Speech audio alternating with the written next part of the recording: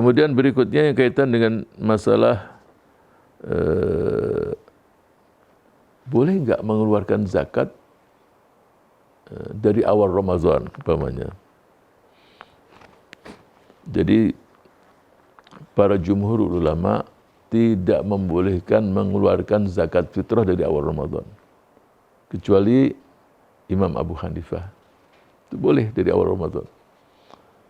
Yang penting dia mengatakan di bulan Ramadan, karena sebab diwajibkan zakat fitrah itu kan ada dua. Yang pertama adalah puasa, ya, dan fitr artinya lebaran. Tapi ini tidak kuat. Kenapa? Karena hadisnya sangat kuat sekali, sangat jelas sekali. Target dari keluarkan zakat fitrah itu adalah supaya tidak ada yang minta-minta di hari lebaran. Kalau dikeluarkan dari awal lebaran, dari awal bulan Ramadan, maka target tadi tidak akan terwujud. Tapi tidak masalah kalau seseorang menitipkan hartanya, umpamanya ada lembaga ambil zakat, ya, dia khawatir nanti lupa, ini loh uang saya untuk 10 orang. Nah, nanti lembaga ambil tadi di malam lebaran, dia siapkan zakat fitrahnya. Jadi sudah diamanahkan, tetapi pengeluarnya bukan di awal Ramadan. Nah, itu kalau amanah itu silahkan, itu dibolehkan. Tapi dengan catatan mengeluarkan zakatnya itu tidak dari awal. Hanya menitipkan uang saja, khawatir dia lupa.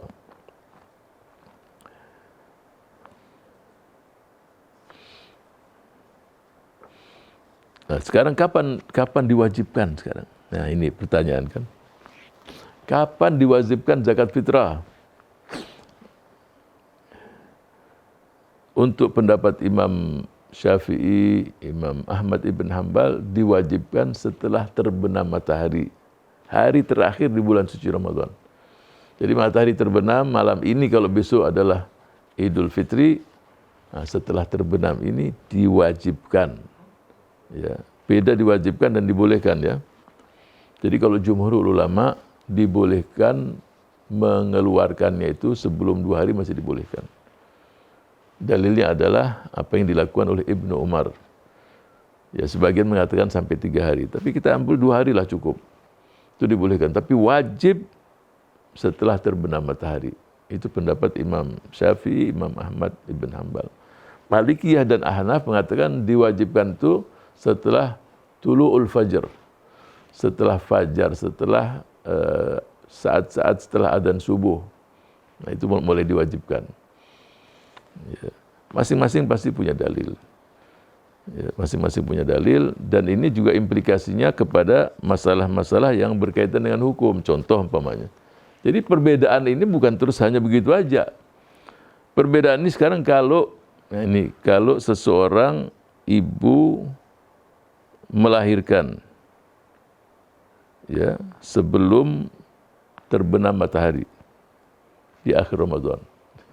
Ini hukum, kasih dengan hukum. Al-maulud qabla ghurubi syams akhir Ramadan.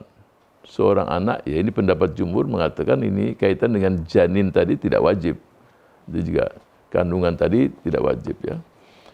Saya sudah jelaskan di pertemuan yang lalu. Jadi pendapat jumhur ulama bisa dikatakan ittifaq, sepakat di antara 4 imam madhab ini, apa yang dalam kandungan ini tidak wajib. Ya, kenapa? Karena dia belum berbentuk manusia. Dia belum berbentuk.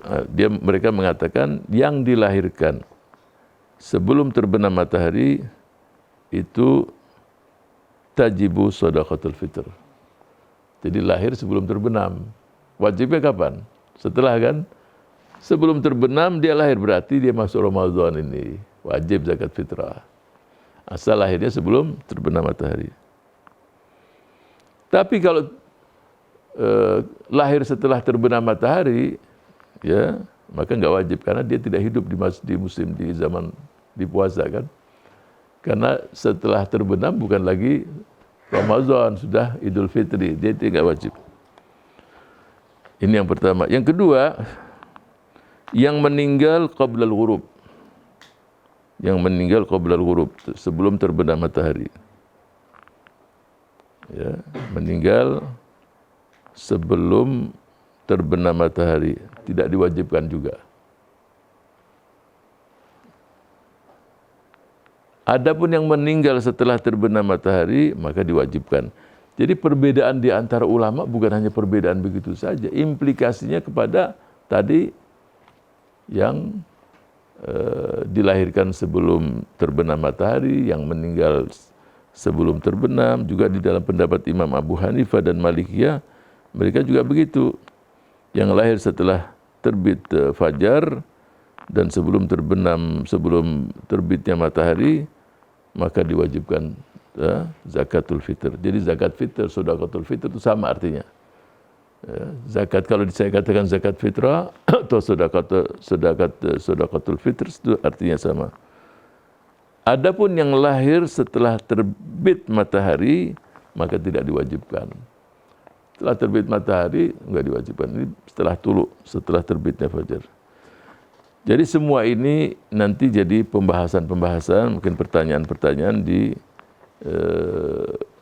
para shaimin dan shaimat.